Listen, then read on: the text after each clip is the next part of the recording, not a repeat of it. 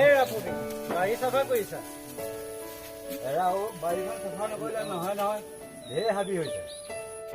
প্ৰবীণ, আমাৰ দিনবোৰতো এনেকৈ গ'ল, কিন্তু আমাৰ উঠি অহা যিবোৰ ল'ৰা ছোৱালী সিহঁতক আগবঢ়াই নিয়াটো আমাৰ দায়িত্ব, গম পোৱা নে? তুমি ঠিকেই কৈছা, ব'লা আমাৰ বান্দাৰা দুয়ো কথা পাতো। ঠিক আছে ব'লা।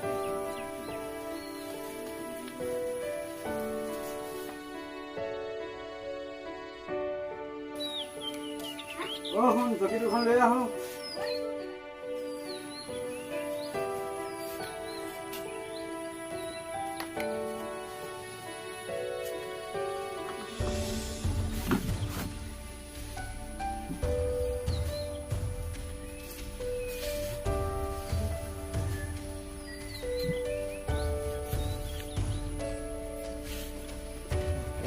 হেমন্ত, পঢ়া শুনা কেনে চলিছে তোমাৰ?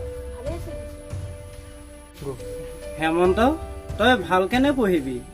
তহঁতি নতুনকৈ উঠি অহা দেশৰ নৱপ্ৰজন্ম, তহঁতি দেশৰ কথা চিন্তা নকৰিলে কোনে কৰিব? ঠিক আছে খুৰা, মোৰ ফালৰ পৰা সম্পূৰ্ণ চেষ্টা কৰিম। ঠিক আছে, যা তই আইকে চাহ অকণ বনাব কৰ দে। ঠিক আছে।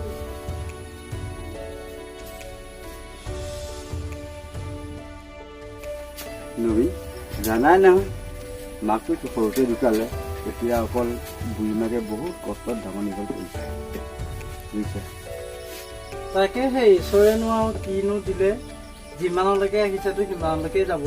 সেইটো কাৰণে তুমি চিন্তা কৰিব নালাগে, ল'ৰাটোকে যেনে তেনে ডাঙৰ দীঘল কৰি ভাল মানুহ বনোৱাটোৱেই তোমাৰ কৰ্তব্য।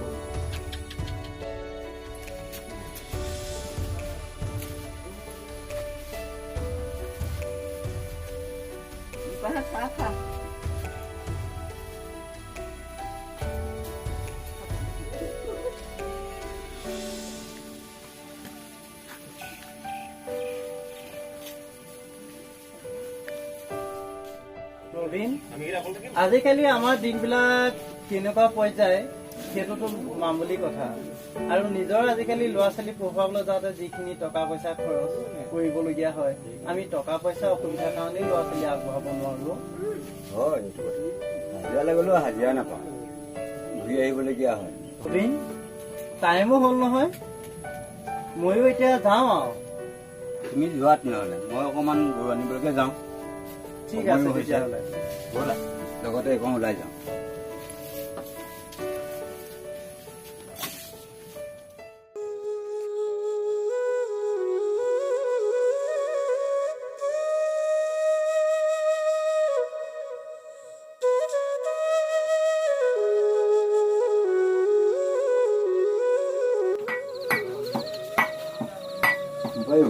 তুমি অকণ পঢ়া, আই ভাত বনাব খাবা, মই অকণ বাতৰি চাই আহোঁ।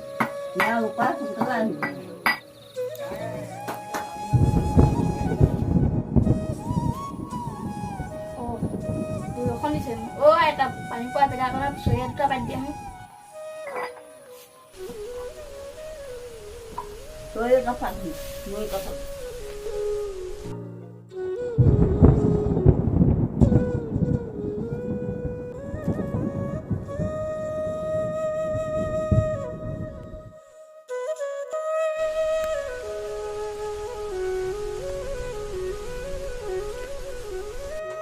কেতিয়ানো ঈশ্বৰে চকু মেলি চাব নাজানো আৰু।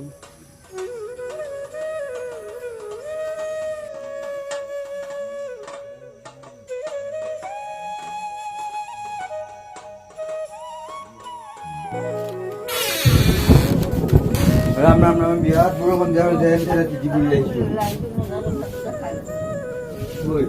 দি লওঁ।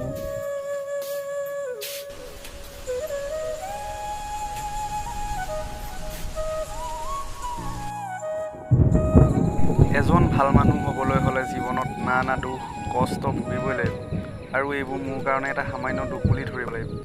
যিমানেই দুখ নহওক কিয় মই মোৰ লক্ষ্যত উপনীত হ'ম।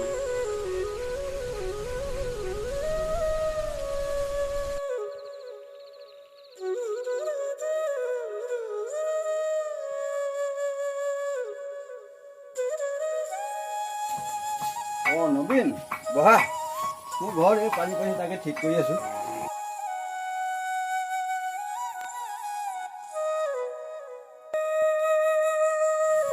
ঐ হেমন্ত মাতাচোন। ওলাই আহোঁ এইফালে।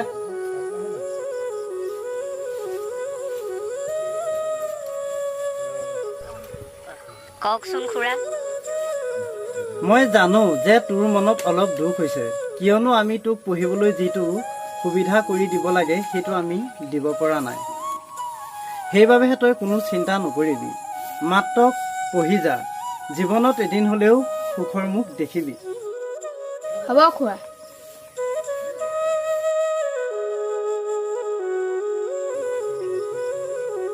কেতিয়ানো তাৰ পঢ়ি শুনি আদায় হয় জানো? তাৰ সৰু সুৰা এটা ভগৱানে চাকৰি দিলেই হয়। প্ৰবীণ, মই তোমাক কথা এটা কওঁ। আমি ইমান কথা নাজানো, তথাপি যিটো জানো সেইটোহে কওঁ। ডক্টৰ APJ আব্দুল কালামে কৈছিল যে যেতিয়ালৈকে সমাজত আমাৰ ল'ৰা ছোৱালীয়ে চাকৰি পাবৰ বাবে পঢ়িব, সদায় চাকৰিহে সৃষ্টি হ'ব, মালিকৰ নহয়। হয় খুৰা, সেইটো কথা মই জানো। নবীন, যাৰ ঘৰত চাকৰি আছে সকলোৱে আছে, আৰু যাৰ ঘৰত চাকৰি নাই একেবাৰে নাই। তুমি ঠিকেই কৈছা হেমন্ত। শিক্ষা কেতিয়াও থমকি নৰয়। তুমি যিমান পাৰা সোনকালে আগবাঢ়ি যোৱা। এদিন নিশ্চয় তোমাৰ জীৱন সফল হ'ব। হ'ব খুৰা। তুমি ঠিকেই কৈছা নবীন। আৰু এনেকৈ কষ্ট কৰি কৰি তেওঁ এদিন ডক্তৰ হ'ল, আৰু তেওঁৰ পৰিশ্ৰম সাৰ্থক হ'ল। এতিয়া তেওঁৰ ঘৰ দুৱাৰো সলনি হ'ল।